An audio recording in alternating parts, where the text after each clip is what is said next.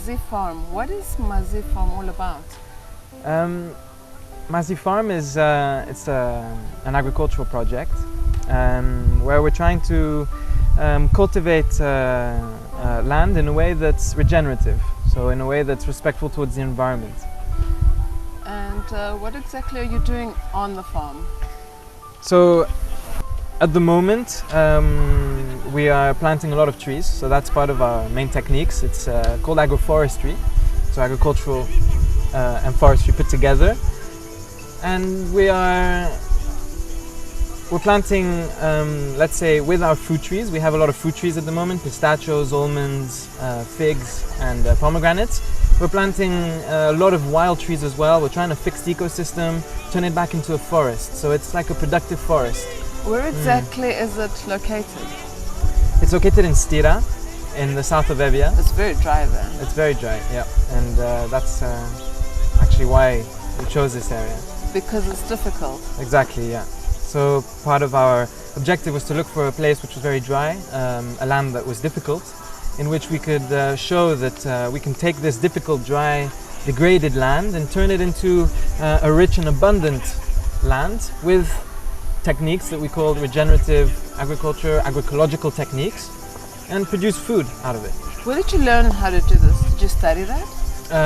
I studied economics at university. I did not study agriculture. Where did you study? I studied in England. Yeah. Mm-hmm. So what prompted you to leave England now in Greece due to the crisis? Everybody wants to most of the people want to move out of Greece in order to have a more healthy living. Mm-hmm. So what prompts a young man like yourself to leave England and come to Greece, let alone Evia and Stira, which is a very dry place? Firstly, my roots are Greek, so my grandfather's from the north of Greece, from Xanthi. My parents have been living in Greece for many years now, and in general it's a culture in which I feel really at home, even though I didn't grow up here.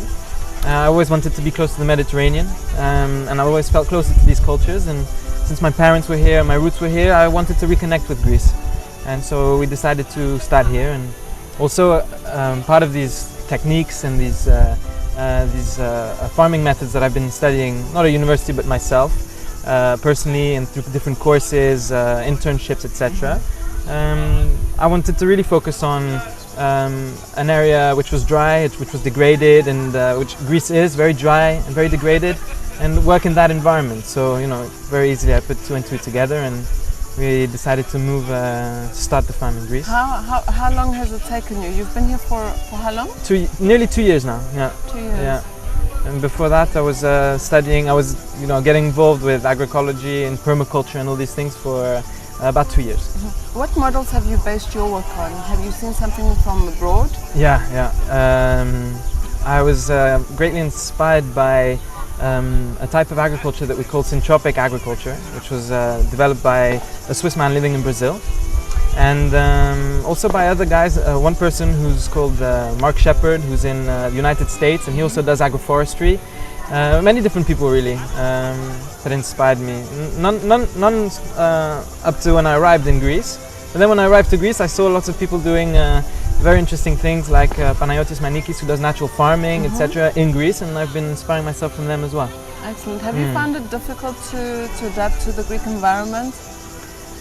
No, I think it was quite natural. I had to learn a few things. Working in Greece is quite special sometimes, so adapting to the work culture, adapting to learning the language, and learning how to drink my coffee really slow. And but for me, it's really been a pleasure. Really, the more I stay here, the more I want to be here. And what are your aspirations for this amazing project you're working on? Well, I'd like this project I'd like it to inspire people really to. Firstly, I'd like to see myself that what we're doing works here. I'd like to learn how to make it work. I'm convinced it works, but we need to learn the techniques. We need to adapt these things that I've learned everywhere. So it's trial and error, basically. It is. It's an experimental farm. This land that we have at the moment of 5 hectares. It's an experimental land, And so I'd like to learn how to make it work, and then the objective would be to spread the message, to share, and to inspire others to do something similar, because we really need to.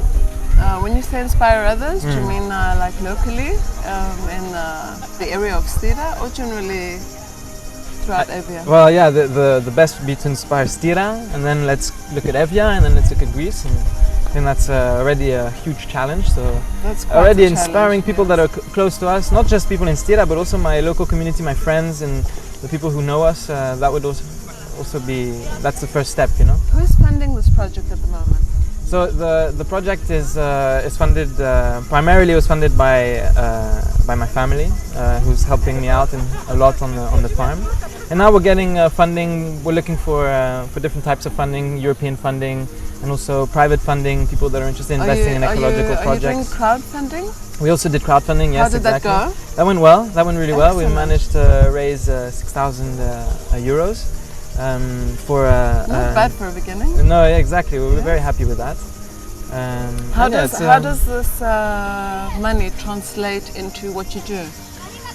Well, the money we receive, it's helping, for example, the crowdfunding. We were funding for a new piece of land where we could test, let's say, improve our model, all that we've learned from this past year and these 5 hectares, try to, make a version 2.0 on this new piece of land. But it goes into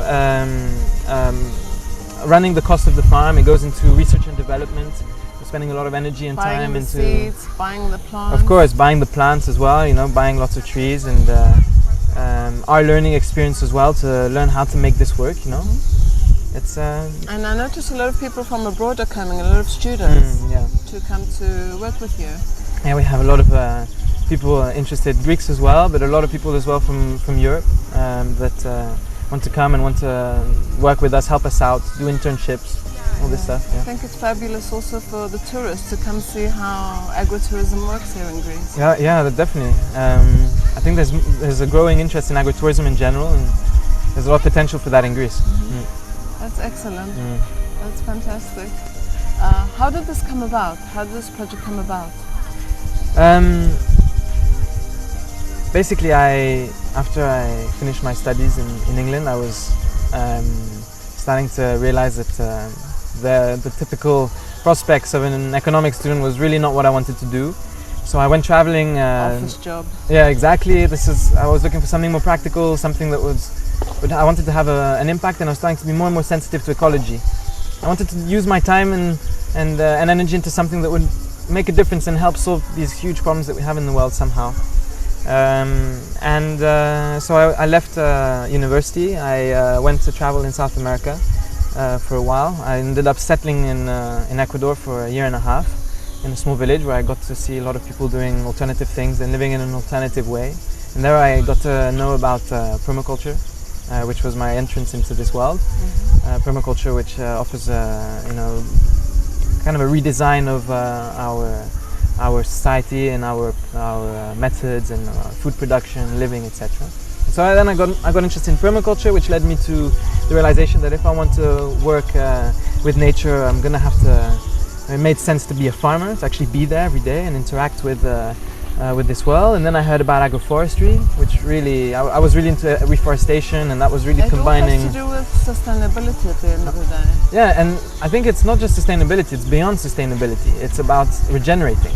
Sustainability is keeping the same level, we're just keeping things as they are now. But we're not there right now. We're in the position in the world where we need to fix these things, the bad things that we've done. First we fix them and then sustain. And then we'll see later on. First, let's regenerate. Let's regenerate our livelihoods. Let's regenerate our ecosystems, our pieces of land, our culture. So it's about regenerating. How do you think your actions are gonna help Stira and that area?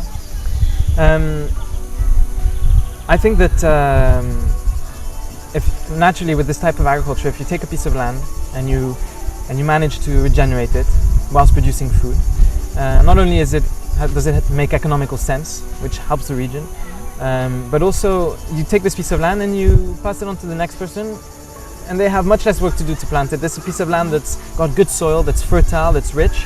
And we can do that as humans. We can create this fertile soil. And so you start with a small parcel, you fix it. It's a parcel of abundance that has the potential to feed many people, etc., etc. So naturally, we have to take care of our land around our villages, and I believe that's the best way to take care of it, while still producing an income, while still producing food.